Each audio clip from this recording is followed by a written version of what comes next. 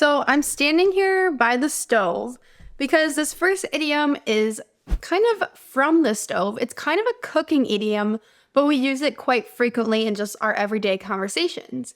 If you want to say that people need to just calm down or start to relax because they're, so worked up and so hyper and full of energy, you can say that they need to simmer down. When you're cooking and you have something at a boil, and you need it to, stop boiling, but still be hot, you say you need to simmer it down. So when you want to tell people that they need to just relax, chill out, to say, hey, simmer down, please. Now, make sure you're using this in a casual spoken English conversation. One thing about cooking and learning how to cook well is there is a lot to it. Now, that's the first phrase that I want to teach you. When there's something that's very complicated and it requires a lot of knowledge and skill, you could say there's a lot to it. But if you want to say that things are not complicated and they're very simple to learn, you can say there's really nothing to it. So if something's hard, there's a lot to it. If it's easy, there's not a lot to it. For instance, cooking a huge, Thanksgiving dinner here in the United States with turkey, potatoes, stuffing, green beans, there's a lot to it. But if you're just making something simple like eggs for breakfast, there's nothing to it. So this next idiom, I think it's pretty creative and I think it's quite useful. You're in the oven because we're talking about something that is half baked. If you ate some food that was half baked, it would taste terrible. It's not a good plan if you don't have enough time to cook the food. Now, if you have a half-baked idea or a half-baked plan, it means that you didn't put enough thought into your plan or your idea. One time, it was a Saturday in the middle of the winter. It was snowing. It was super cold. And I said, hey, let's go to the indoor playground in town. Now, if you have kids, you might understand this. If you don't, I'm sorry. Just listen up. If you have kids and you go somewhere when it's raining or cold inside to do something, it's going to be so busy. And I have young kids. It was definitely a half-baked idea. So if you have a poor plan or poor idea, you can call it half-baked. Okay, be careful with knives and this next idiom. If you want to say that someone should stop something that's very annoying, you can say, hey, cut it out. The phrase cut it out means stop it. It's kind of a rude and snarky way to say it, so be careful with it. If, your husband or your wife or your boyfriend and girlfriend is doing something like, they're making a noise that's annoying or they're trying to be annoying to you, say, hey, cut it out, stop it. It's a good phrase, keep it in mind. Okay, do you have a lot on your plate right now? This means that you have a lot of responsibilities if you have a lot on your plate. When I was in college, I just think of this time when I had so much on my plate. I was taking 18 credit hours, which is pretty much the most you can take. I had 2 jobs and I just felt like I had so many responsibilities. Now, looking back, I still have a lot on my plate. I have kids, I have work, I have a husband, I have a house. But it's more manageable because I've gotten older and wiser, and I don't stress out when I have a lot on my plate. So I was going to go outside for this next idiom, but I'm being a baby because it's too cold out today, and the idiom is to grill someone. That's a grill if you didn't know. And when you say I'm going to grill someone or, stop grilling him, it means that you're asking the person very intense questions. You're asking a lot of them as well. The classic example of someone getting grilled is if you bring home a new boyfriend to your family.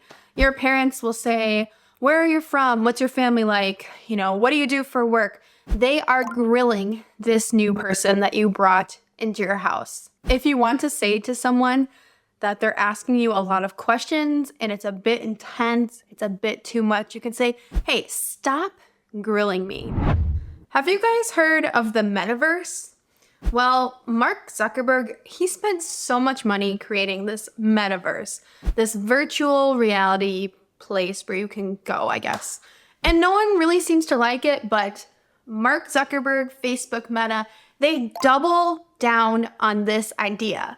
And that's the phrase that I want to teach you. When you double down on something, it means that you put more effort and you risk more money and things like that because you think the idea is really going to pay off and it's really going to work. So a lot of times companies will double down on a product. If they think it's going to sell a lot, they'll put lots of money into advertising. And if you're in a casino and you put more money on your bet, you can say, I'm doubling down on this. I think it's really going to pay off. I'm just gonna whip up some pancakes. Okay, that's the phrase. I'm not really making pancakes, but if you say you're going to whip up something, it means you're going to create it or make it very quickly. So you could say, hey, let's whip up a plan for our day. This means let's come up with a plan really quickly. We often use this idiom for cooking as well. If you say, hey, can you whip up some breakfast? Or could you whip up some dinner? This means, can you make it really quick? Can you just come up with some things to make? Usually when you're whipping up a plan or you're whipping up some food, you don't put a ton of thought or like a ton of effort into it. It's just very quick. We're back at the stove. We're talking about when things boil over. Oftentimes when we talk about history, we talk about the circumstances that led to the world wars.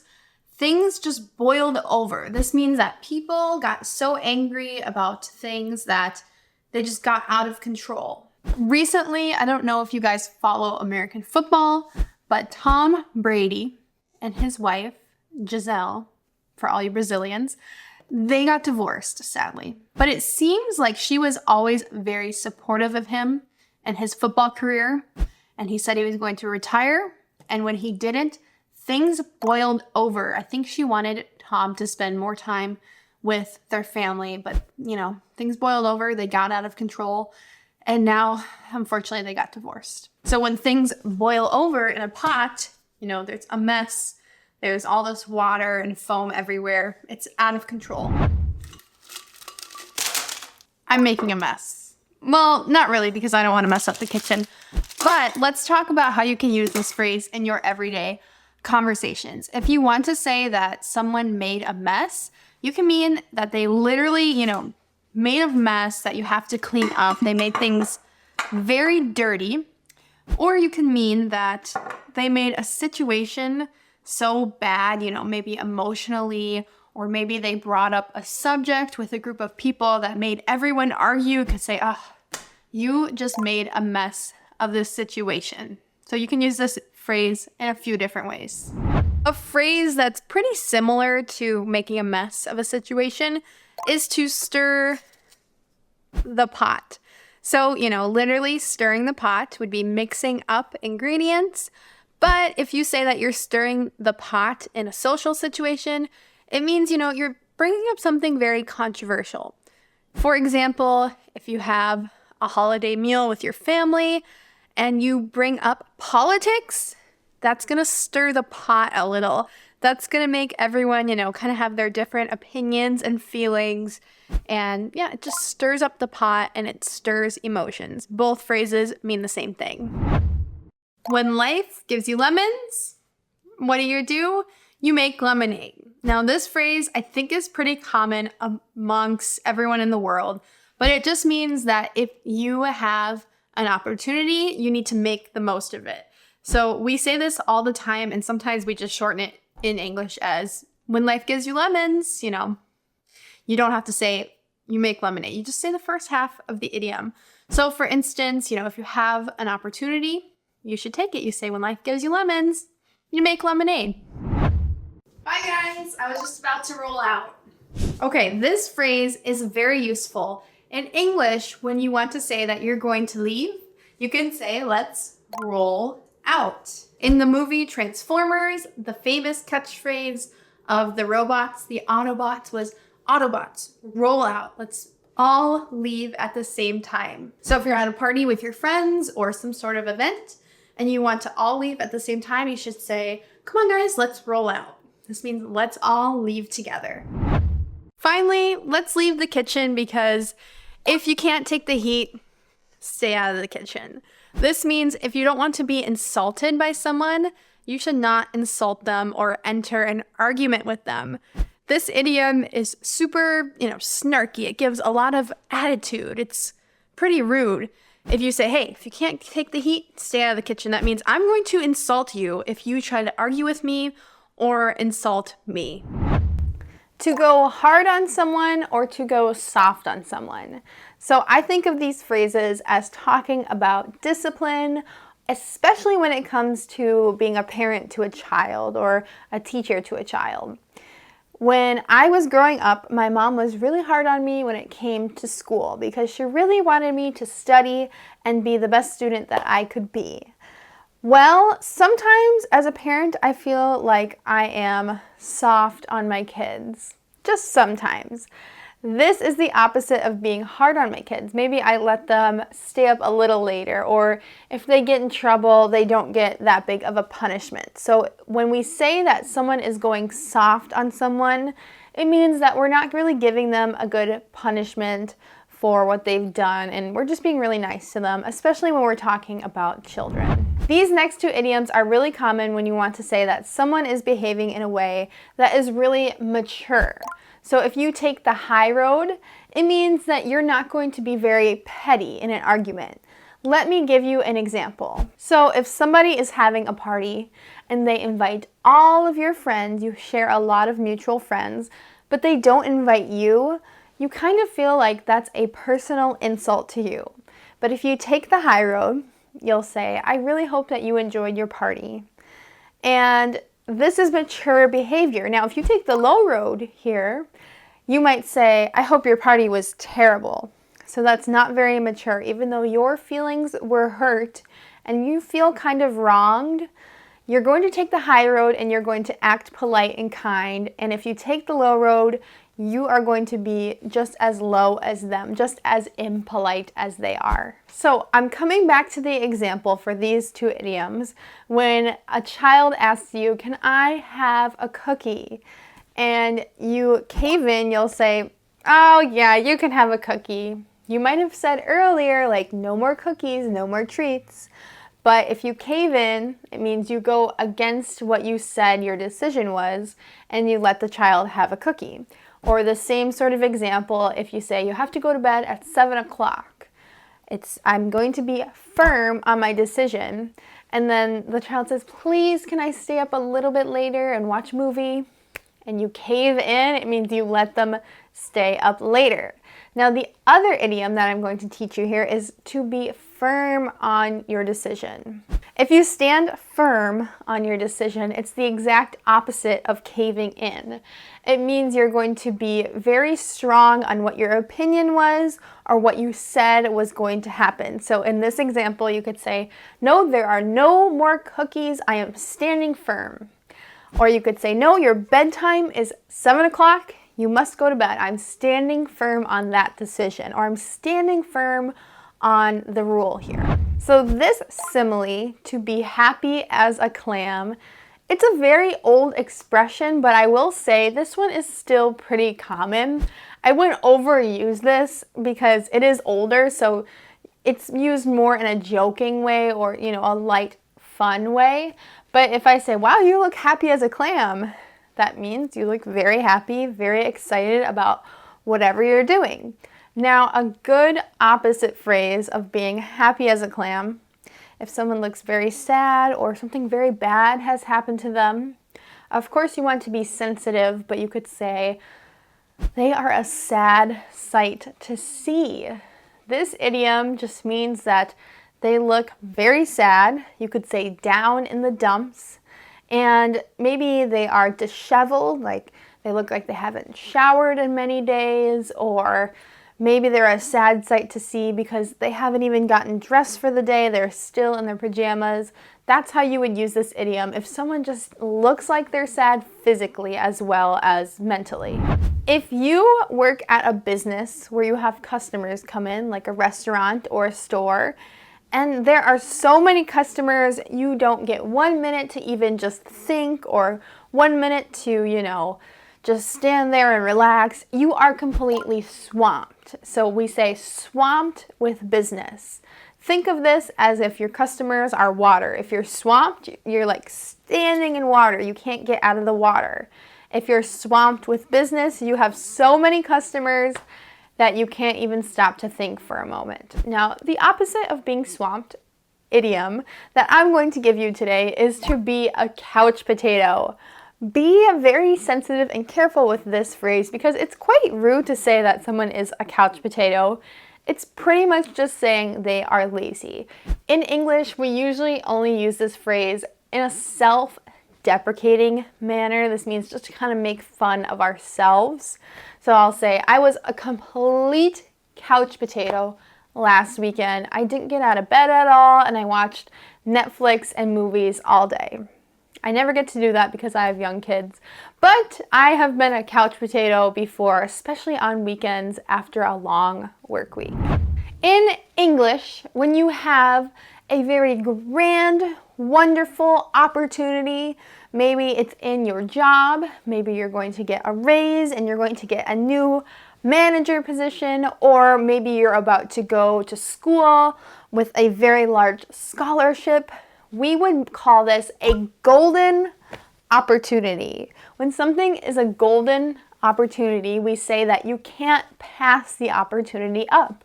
You can't say no to the opportunity because it's just so good. So golden and opportunity, these words go together when it's a good opportunity. We say this very commonly. Now, the opposite of having a golden opportunity at your job is to be in a dead-end job. When you are in a dead-end job, it means there is no opportunity to get promoted or even make more money within the job. Now, you don't want to be in a dead-end job, especially as you get older, because you want to have more opportunities from the work that you're doing. If you describe your own job as a dead-end job, you might say, I have such a dead-end job, I really need to start applying for new jobs just so I can better myself and make more money. So if we talk about a golden opportunity, it's a great job. If we talk about a dead-end job, it means there's no room to improve yourself or move up within the job. The most common way that English speakers say that they are very annoyed with something, and I mean extremely annoyed with something, we say that we are sick and tired of it. So maybe you've had this situation happen to you before.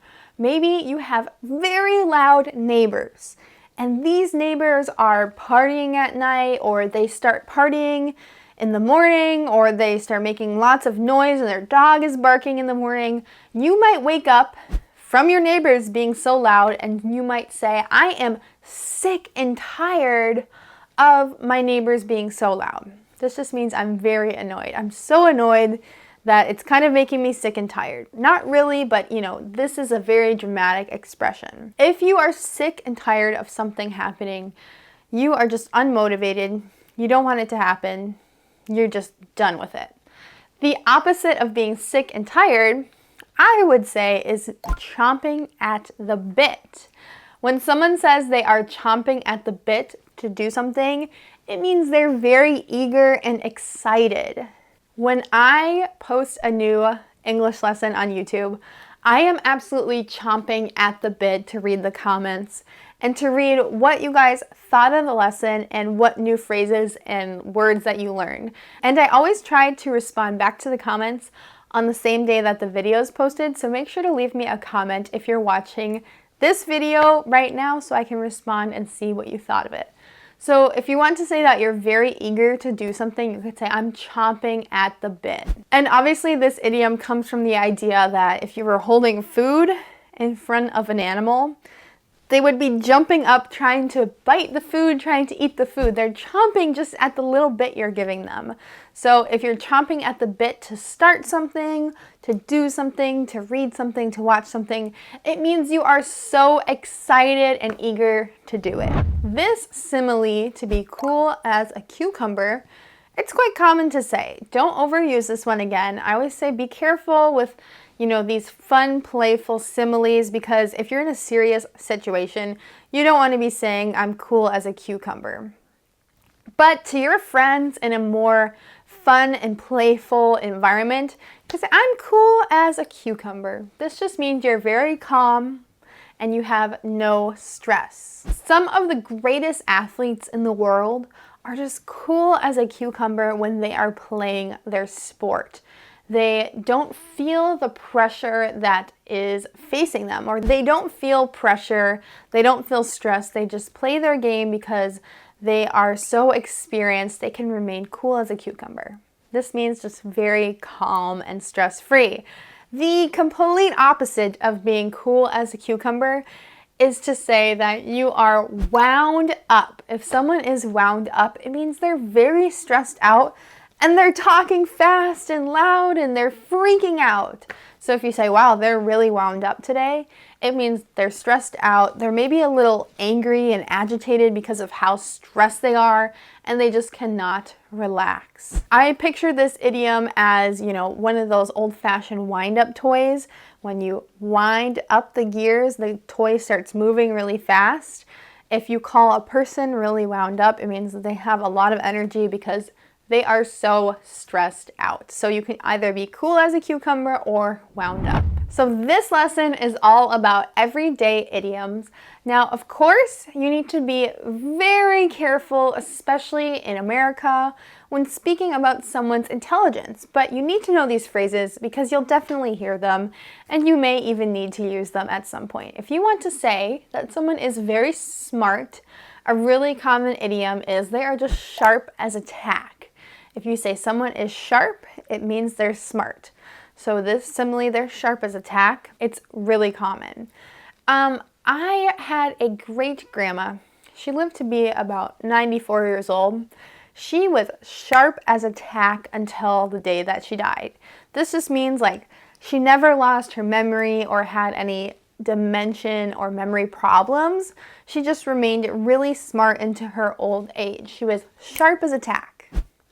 I don't know why I keep snapping for that. But the opposite of calling someone sharp as a tack, and a very offensive phrase, so be careful with this, is to say that someone is just as dumb as a rock. Now, I'm not going to use a person for this example, but you might have seen a dog that just is stupid. I don't know how else to put it. Maybe this dog just keeps, getting into trouble, or the dog keeps just running away for no reason. It's just dumb as a rock. This simile is really common. Insulting way to say that someone or something is very stupid. They're as dumb as a rock.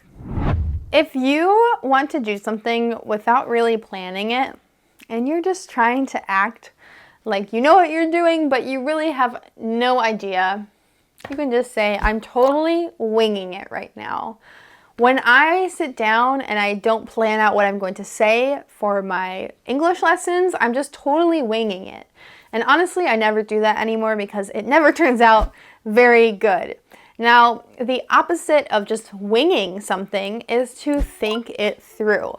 So when I think my lessons through, they turn out really good and they're very helpful for my students because I've planned them so thoroughly.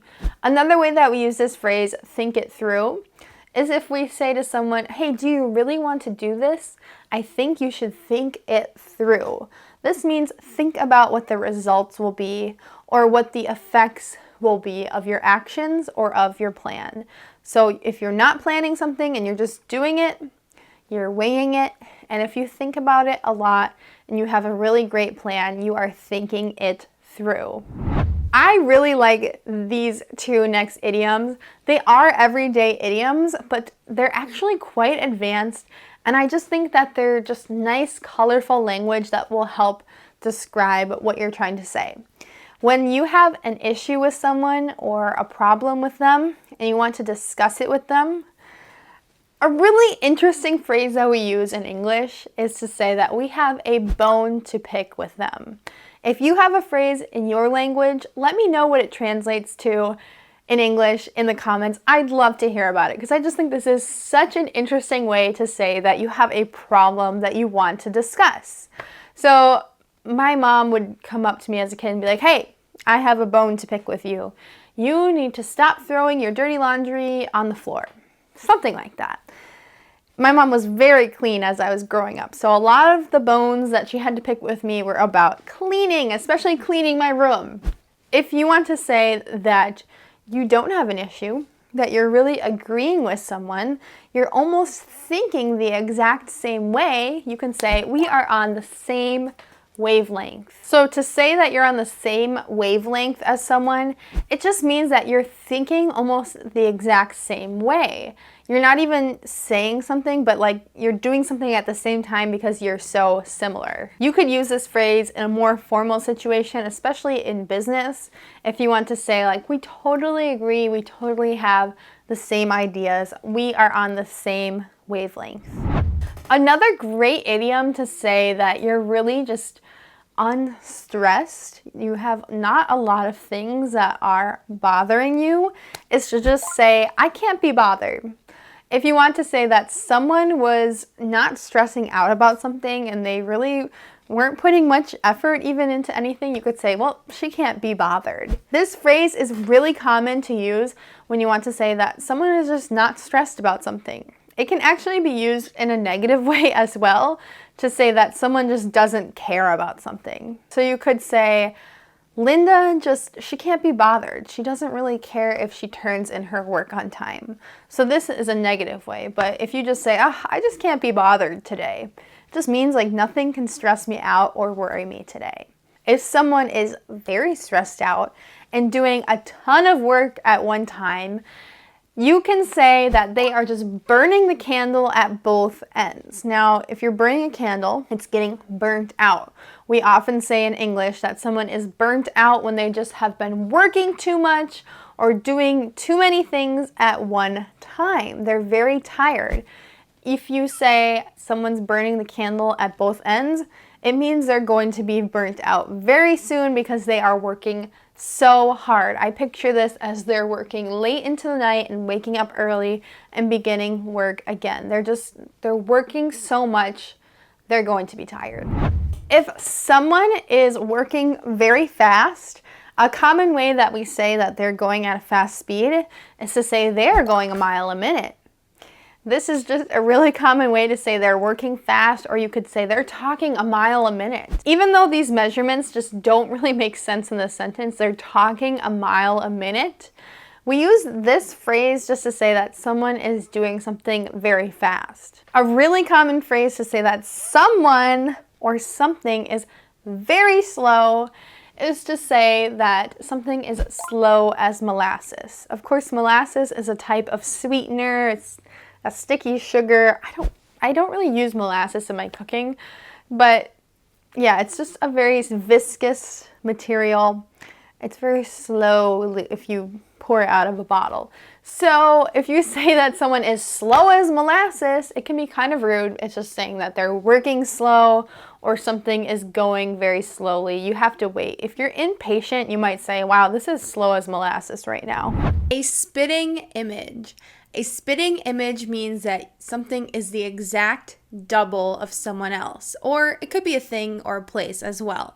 For instance, you could say to somebody that they are the spitting image of their father, or they are the spitting image of their uncle, or she's the spitting image of her mom. This means that they look exactly alike. Fed up. If you are fed up with somebody or something, it means you are annoyed at the way that they are treating you, or you're just annoyed with the situation in general. If you go to an airport, you might get fed up with the security in the United States. It's a long line, and you always have to take things out of your bag. It can be very annoying, and sometimes you just get fed up. If you're fed up and you're tired of waiting, you might say, let's get this show on the road.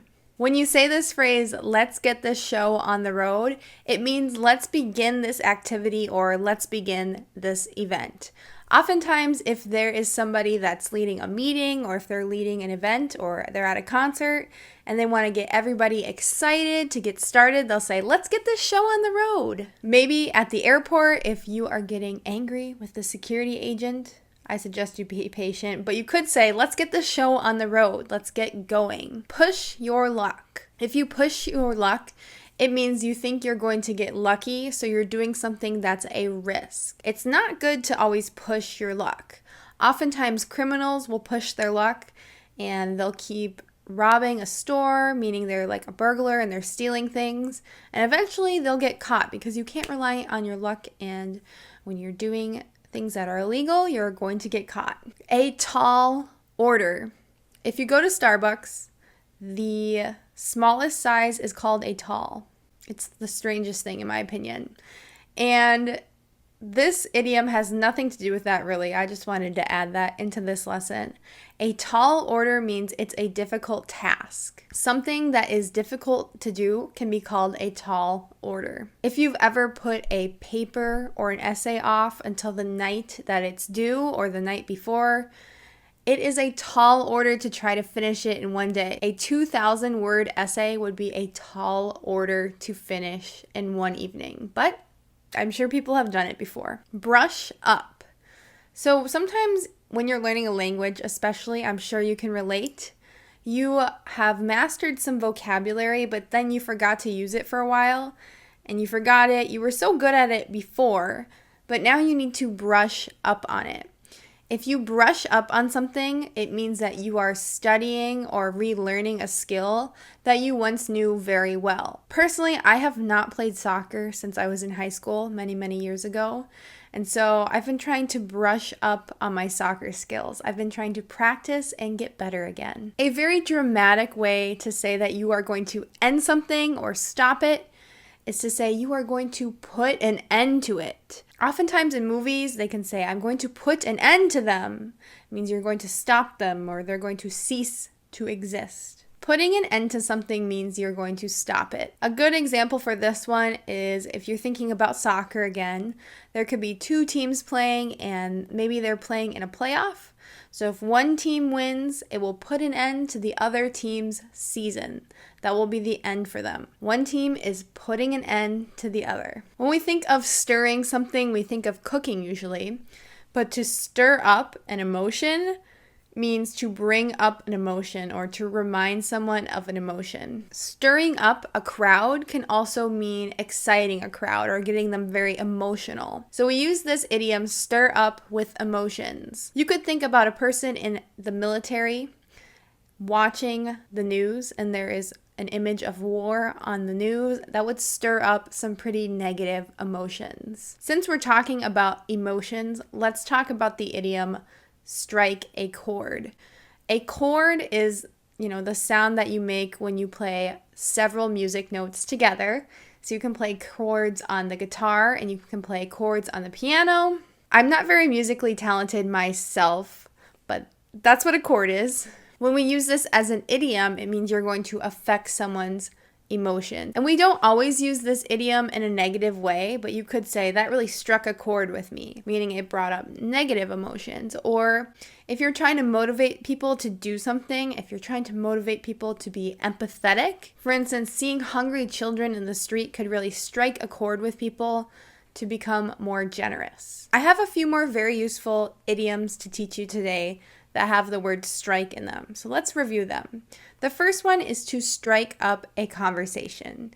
If you strike up a conversation, it just means you spontaneously start a conversation that's usually friendly in nature. So you can strike up a conversation with a stranger, or you can strike up a conversation with someone that you know, but you're not necessarily best friends with. Usually, if you're trying to strike up a conversation, you're trying to talk to someone more casually.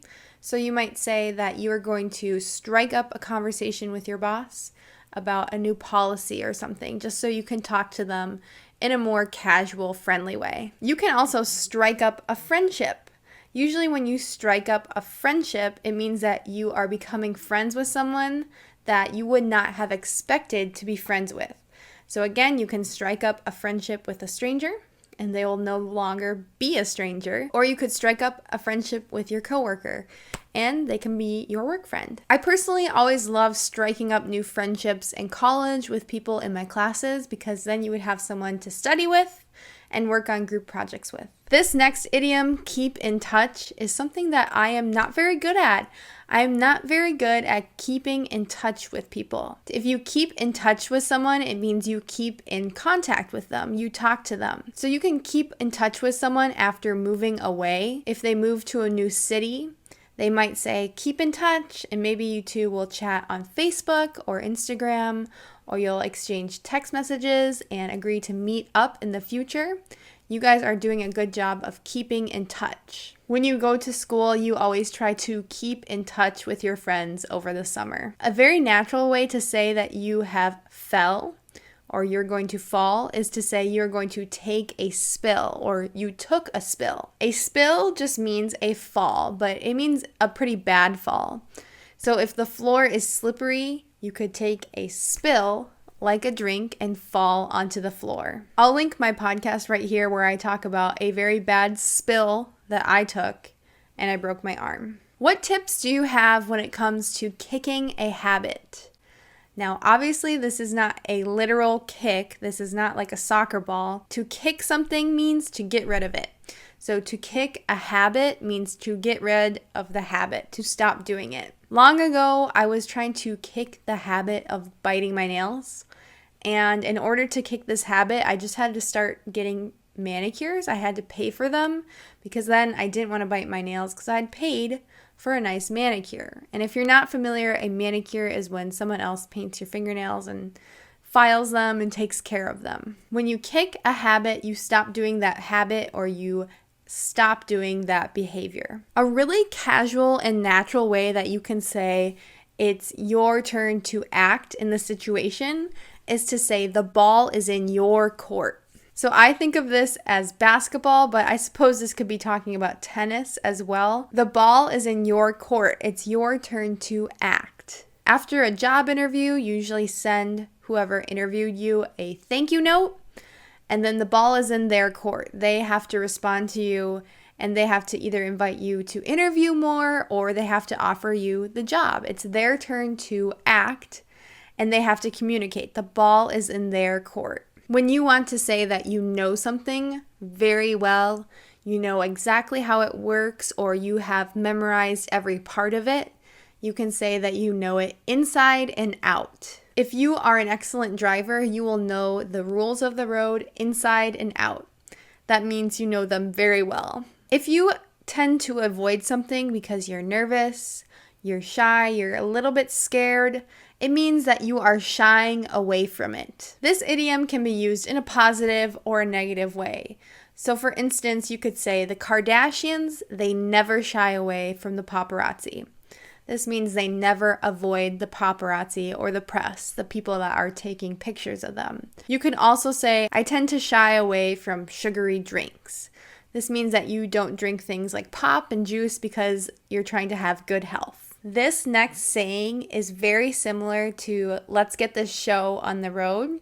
The saying is let's get the ball rolling. Just like a ball starts rolling if you move it, if you want an activity to start, you can say let's get the ball rolling, let's start motion, let's start some movement. Whenever I am hungry and it's time for dinner, I tell myself, let's get the ball rolling. Let's start making dinner. Because sometimes it's hard to get up and start cooking when you're hungry. Have you ever had to throw in the towel when something is just too difficult? Throwing in the towel means that you are quitting a difficult task or you're being defeated. Oftentimes, if fighters are very beat up in a fight, like a boxing or an MMA fight, their team will throw in the towel. This means that they quit. They are just too defeated and too injured to keep fighting. You can make someone's day by giving them a very genuine and very nice compliment.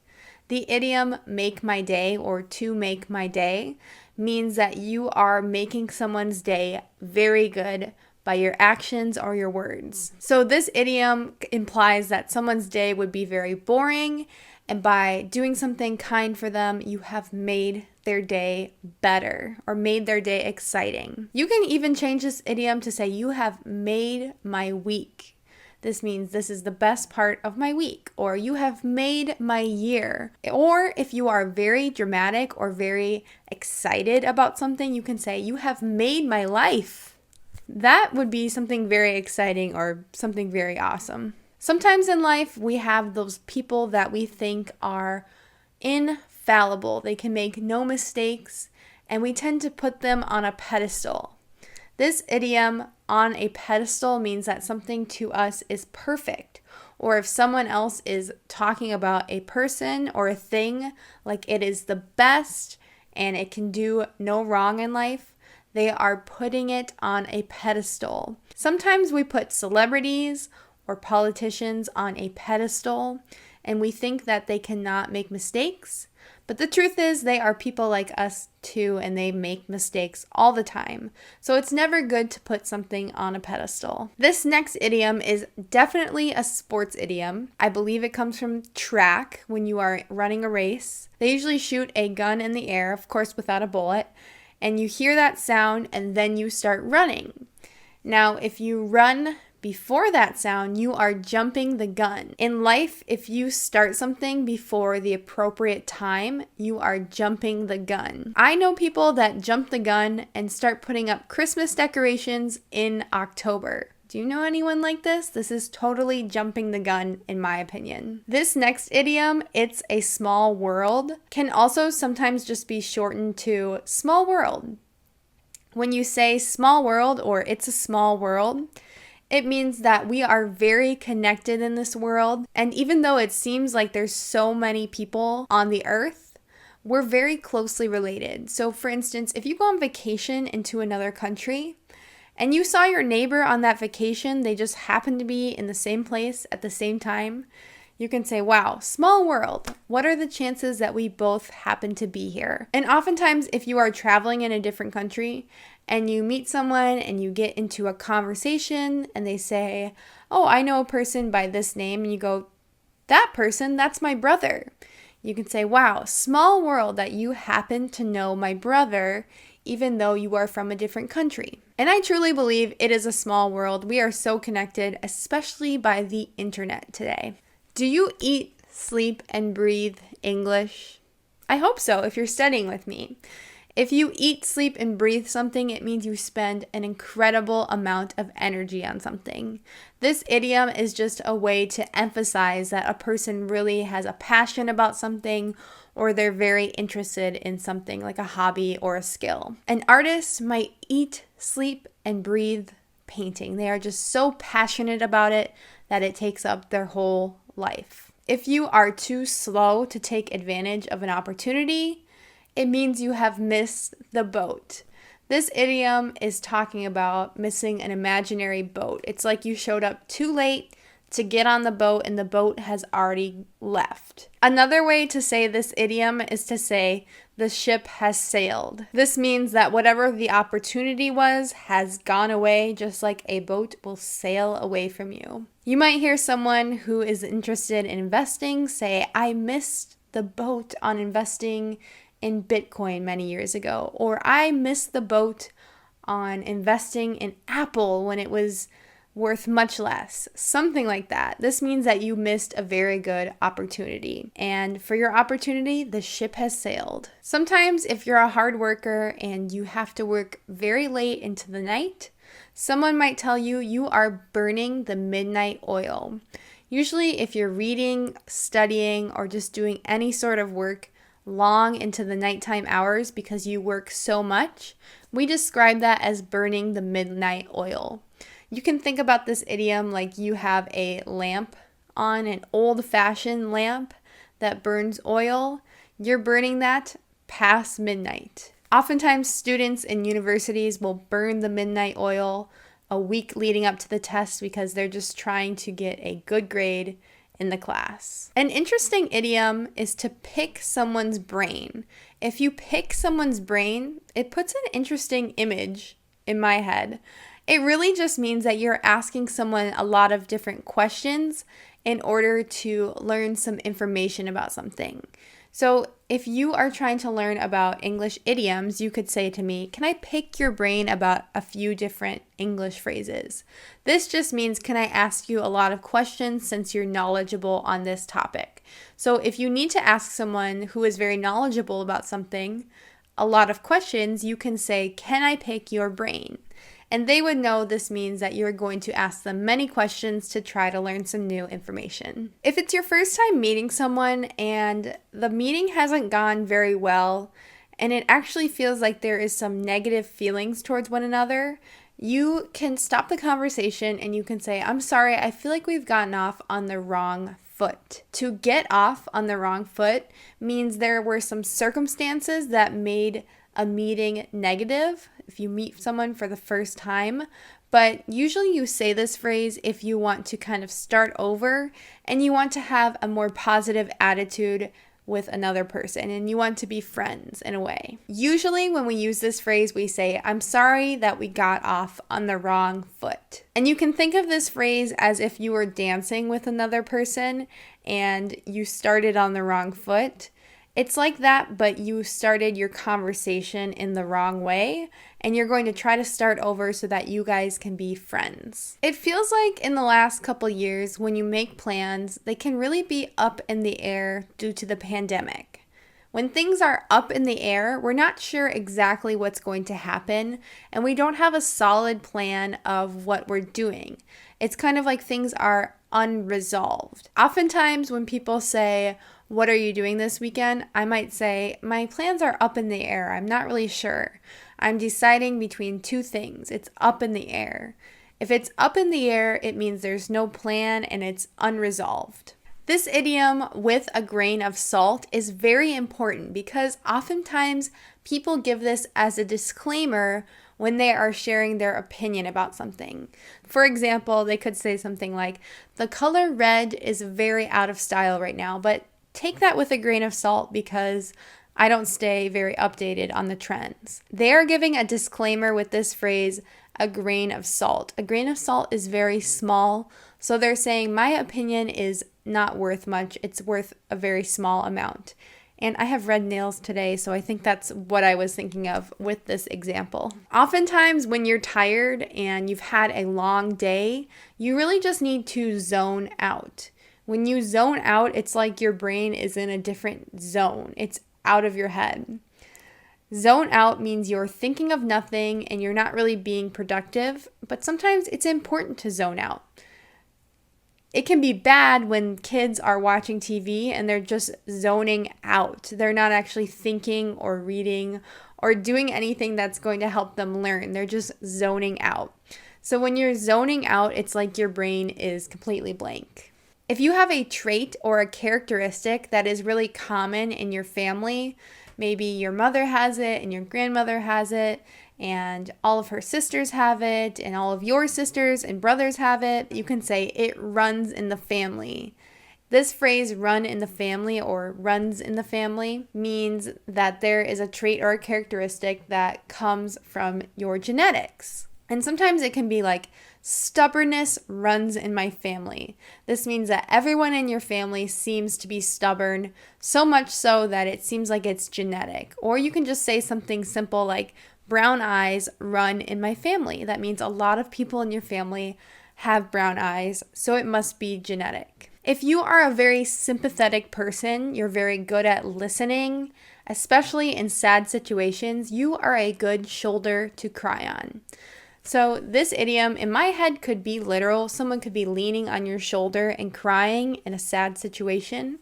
But oftentimes we use this just to say to someone that if they need someone to talk to and to share their feelings and their sadness with, that you can be a shoulder to cry on. So after someone has a death in their family, you could say to them, if you need a shoulder to cry on, you can always call me. If you want to make peace with someone, you can say that you are going to bury the hatchet. The hatchet is a weapon, so by burying it underground, it would mean that you are no longer going to fight. Of course, this is a very figurative idiom. There's no real hatchet. But if you're just going to say that you're going to stop arguing and you're going to put your problems aside, you could say, let's bury the hatchet. This is an excellent way to just say, let's stop our argument. Let's end our feud. The opposite of burying a hatchet is to burn bridges. Again, this is very figurative language. So if you burn a bridge, you would no longer be able to cross it. If you burn a bridge in a relationship, it means you are no longer able to call that friend or that colleague to ask them for advice or to be friendly. You are having such a bad argument and you are saying maybe such offensive things that you are burning the bridge. It is never a good idea to burn bridges because you never know in life who you will need to ask for help. Instead of saying that you are sick in English, if you want to just generally say that you are not feeling well, you might have a cold or just a simple flu, you can say, I am under the weather. If you want to say that you just are feeling a little bit off and a little bit sick, you will often say, I am a bit under the weather today. If you are recovering from an illness and you're just starting to feel better, you can say, I am a bit under the weather still. In a conversation, sometimes you will lose focus on the main problem or the main idea that you're talking about, and you get a bit off track. When we talk about being off track in a conversation, it means that we are digressing. It means we're not talking about what we're supposed to be. We've started talking about a completely different topic and we need to get back on the track. Just like a train would run on tracks, if it got off the tracks, it would be very bad. And this actually creates another idiom, off the rails. If someone or something is off the rails, it means they are talking about things that don't make sense or they're a little bit crazy and a little bit out there. Because if a train gets off the tracks or off the rails, it's very bad and it's very chaotic. So maybe next time you're in a meeting and someone starts talking about something they did with their boyfriend or their girlfriend the night before and it's not related to the main topic at all, you can say, you are so off track right now.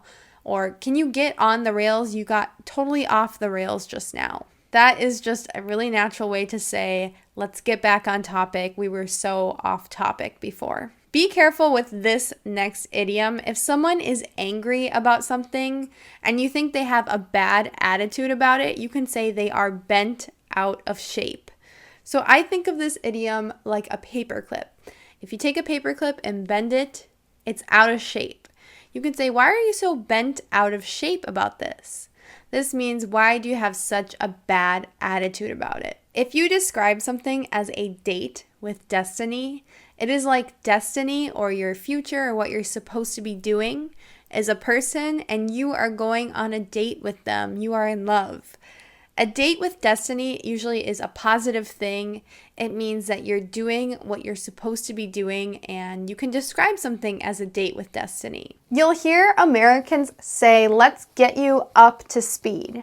This idiom, up to speed, it means that they will give you information that will help you be with the rest of the company or the rest of the team that you're working with. So if you are in sales, maybe they'll educate you on a product, or if you work more with technology, they'll let you know what they've been working on and the progress that they made. They'll get you up to speed. This is the natural way to say that they'll teach you what you need to know. This next phrase is really used in American corporations. They'll say that they have something in the pipeline. If they have something in the pipeline, it means that they have something that's going to come up soon. So if there is a project that's in the pipeline, it means it's not finished or complete yet, but it's getting there. It's being worked on as we speak right now. So instead of saying that we have something coming up, or we have something that we're working on, American speakers will say, we have something in the pipeline. And I like to think of this phrase like an oil pipeline, like it's moving along. This phrase is used in quite the opposite way. If we're going to stop something or quit something in the workplace, we'll say we're going to pull the plug on it. So instead of saying we are going to stop the project, maybe there's a project in your company that's losing a lot of money. We'll just say we're going to pull the plug on that.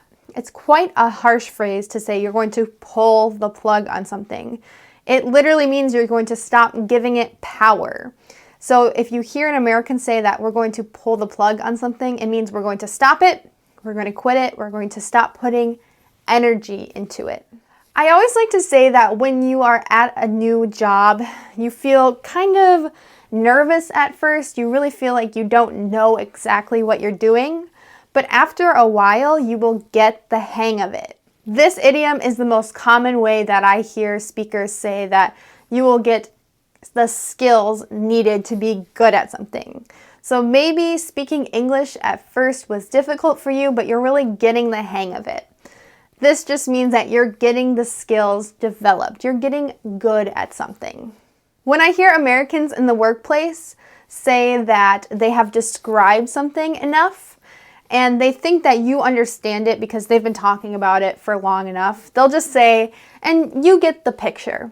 So if you tell someone that they get the picture, it means they understand it enough. I'm not going to talk about it anymore because you get the picture. This is probably used more often on the phone than it is face-to-face, because on the phone, oftentimes you want to be brief. You don't want to have a big, long conversation.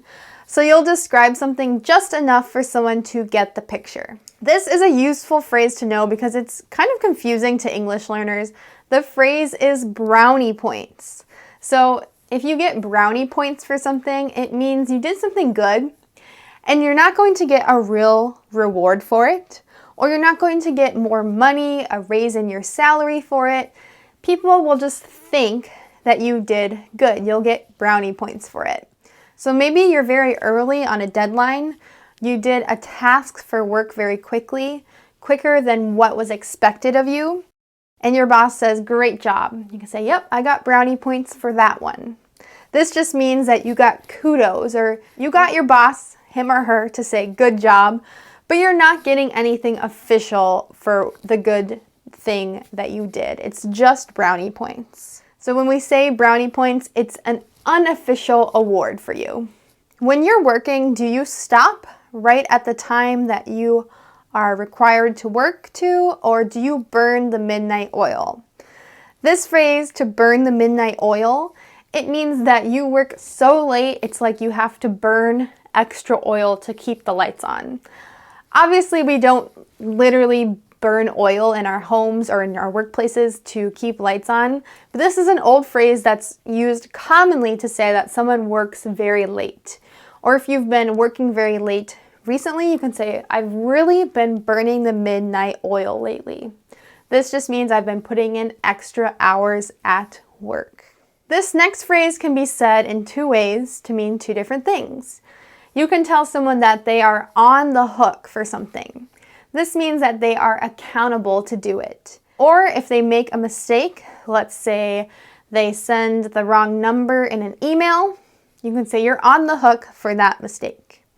Or if you want to tell someone that they are not accountable or they are not in charge of that mistake, you can say you're off the hook for that one. That kind of means that you forgive them and that you're not too bothered by their mistake. You're not going to hold it against them. You're not going to tell them that their mistake was really bad. You can say that you're off the hook for that one. This next phrase can be used for bargaining, or it can just be in general if you're trying to compromise with someone. So if you are bargaining with someone, let's say they offer you $100 and you want them to pay $200. You could say, can you meet me halfway at $150? If you are working with a coworker, you could say, hey, could you meet me halfway on this one and help me out with it? So it's like, I'm going to help you, but I need you to do a little bit of work. If you tell someone that you need them to meet you halfway, it's like you need them to give you a little bit of something so that you can return a favor, or you can, give them a deal on a product or whatever you're selling to them. This phrase, meet halfway, is just like compromising.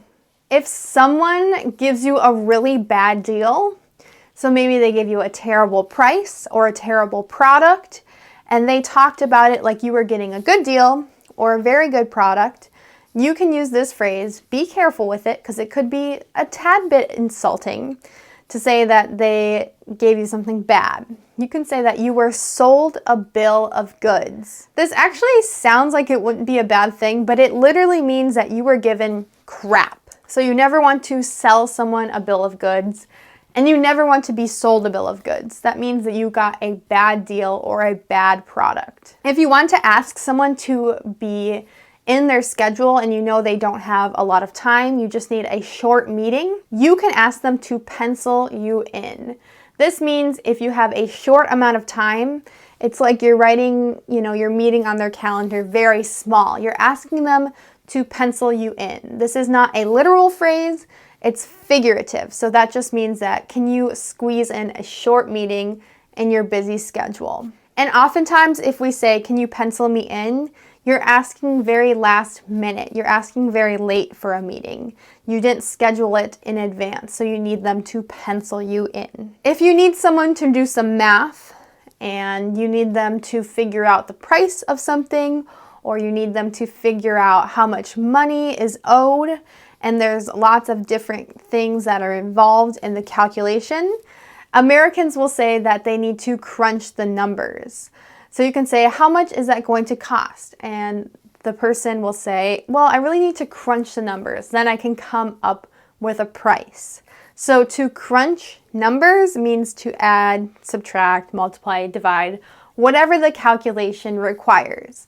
And it's used a lot in math too, informally, to say, let's figure out the equation. Let's crunch the numbers. This next phrase is super common to see when you are applying for a job. Oftentimes they'll be asking for self-starters. If you describe yourself as a self-starter, this is the same as saying a self-motivator. You don't need a lot of help to figure out how to do a job.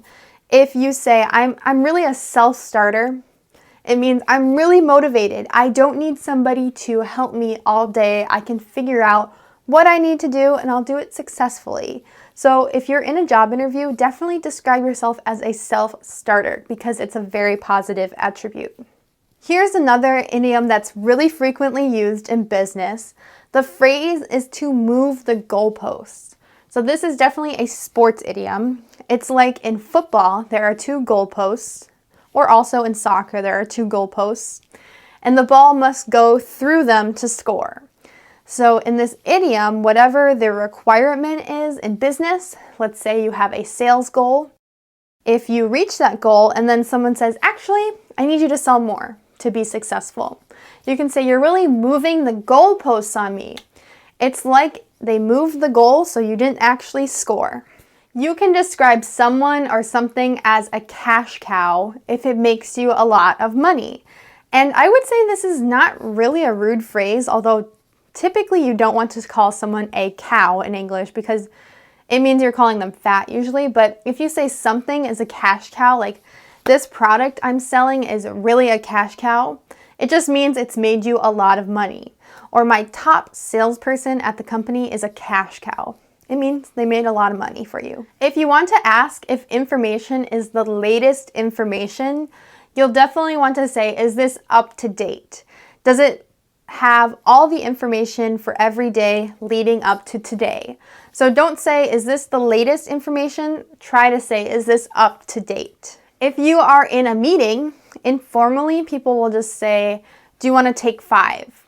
This just means, do you want to take a short break? People will not often say, do you want to take a 5-minute break? They'll say, do you want to take 5? And there's even a candy bar named Take 5. And this just refers to taking a nice little 5-minute break. Instead of saying that you need to find some business, you need to find some customers, or you need to find some sales, you'll hear American English speakers say, let's drum up some business. Let's drum up some customers, or let's drum up some sales. This phrase, to drum up, it means to find. If you're drumming up something, you're bringing it up and you're finding it. It's a very strange phrase to use, but it just means that you have to go look for something.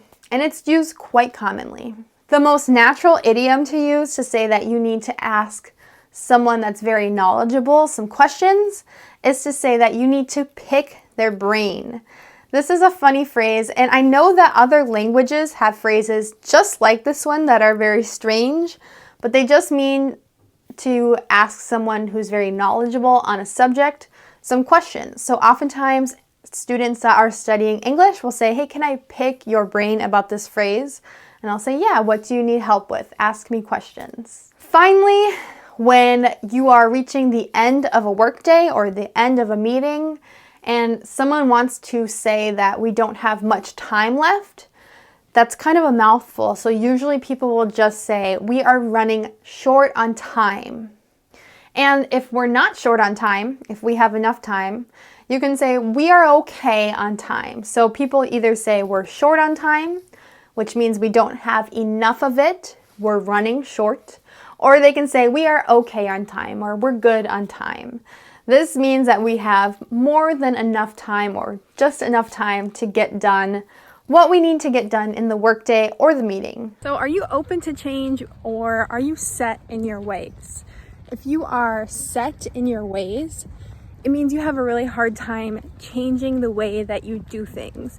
So someone who is not open-minded and doesn't want to change the way they think, the actions that they do, you can really say that they are just set in their ways. Sometimes I think really strong people are set in their ways. They have come to conclusions in life and they stand by their morals and they stand by their beliefs. But sometimes it's not good to be set in your ways because you could be missing out on things that are better, thoughts that are more progressive or ways of doing things that are more efficient. Sometimes it's just not good to be set in your ways. Have you ever had something that you thought was just the best? Like maybe you thought they were the best actor or actress in a movie. Maybe you thought it was the best food you've ever had or the best restaurant you've ever been to. Well, if you think that nothing else can compare to it, you can say it does not hold a candle to it. So maybe you're a really big Iron Man fan and you think Robert Downey Jr. is an awesome actor. Well, you could say nobody holds a candle to Robert Downey Jr. in Iron Man. Some people in the United States are totally obsessed with Starbucks for coffee. I personally think it's overrated, but some people say that nothing holds a candle to it. It's just the best. Hopefully, as I'm filming this outside today, it's not too windy, it's not too breezy. Which brings me to my next idiom. That kind of has to do with it. If you are shooting the breeze, it means you're having basically a conversation that's not that important. Maybe you're just catching up, or maybe you're having small talk. You can say we're just shooting the breeze. Or you can say I was just gonna shoot the breeze. That means you're just gonna have a quick conversation that's not too important. It's not too deep. You're just catching up as friends if you are shooting the breeze. This next idiom that I'm thinking of is not really exclusive to English. I think it's, across a lot of different cultures. So I'm just going to remind you of it because I think it's a really good way to say that you have been in your lowest point in your life and you are rising back up and becoming successful again. The idiom is to rise from the ashes. So when I explain this idiom, I literally think of somebody having their house burned down. It would be a terrible disaster. It would be horrible. You would lose all your things. But if you work hard and you build a new house and you save up money to replace all your possessions, you've literally risen from the ashes. You rose from the ashes. So if you want to say that someone has come out of a bad situation in a successful way, you can say they rose from the ashes.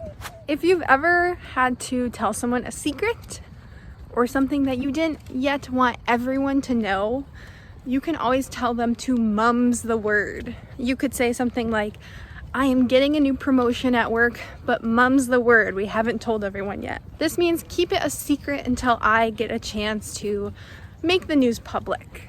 So when I want someone to keep something secret and not reveal it at the moment, I always go, as in zip your lips and mum's the word.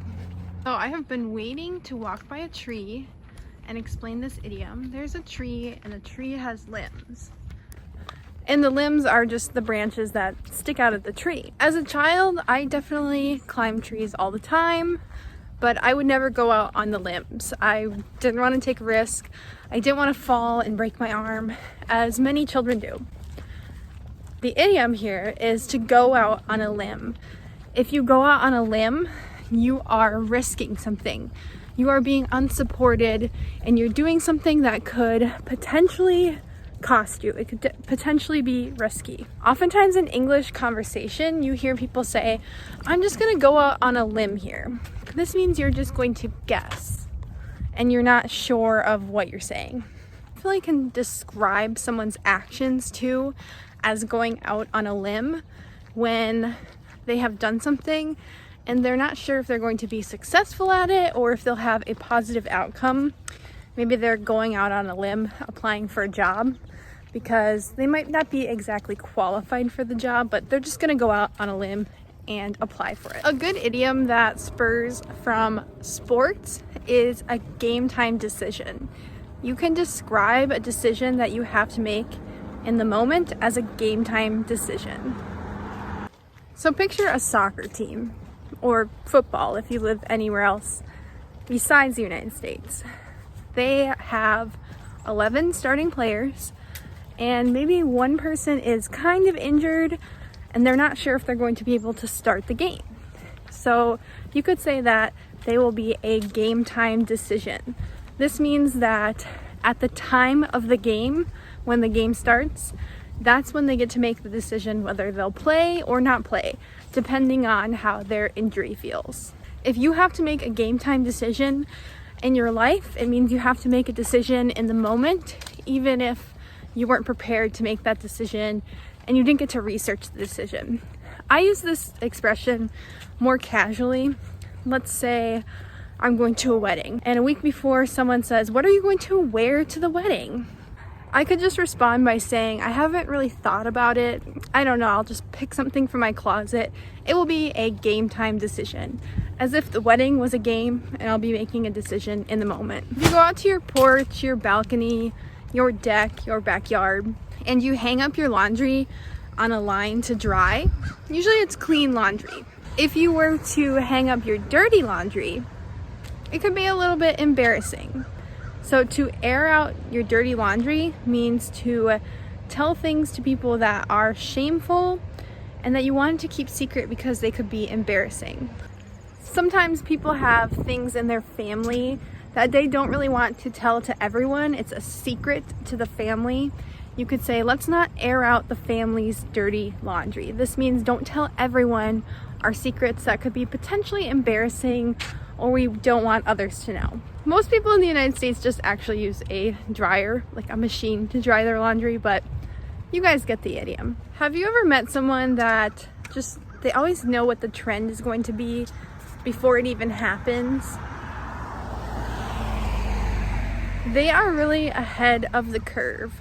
So to be ahead of the curve means to be fast to do something, or if something is a really progressive idea, for instance, women's rights, and there's many countries and societies that already had women's rights before the United States even.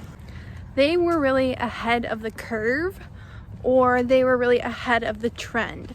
So if you're just progressive and you start doing progressive ideas before everyone else, you can say you're ahead of the curve. You could say my country's really ahead of the curve. Or even just dressing. If you already know what the trend is going to be in the way you dress, you're ahead of the curve.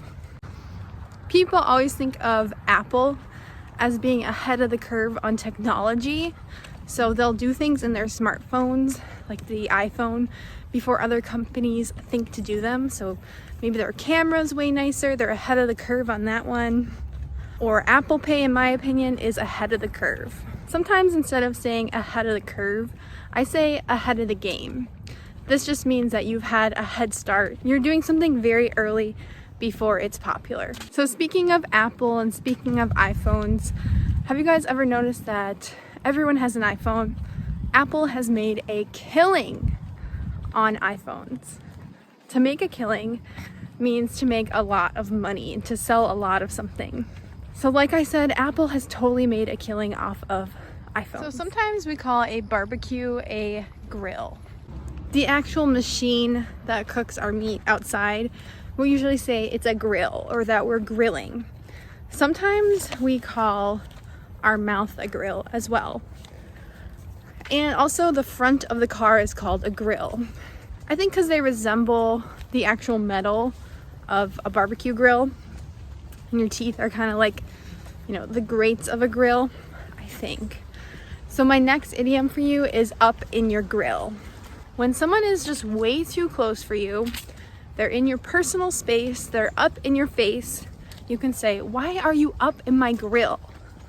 Or if you're going to get close to someone, you could say, I'm going to get up in your grill. This expression is usually pretty negative. It's really used to say that someone is way too close to you and way too close for your personal preferences to your face, especially during the panoramic.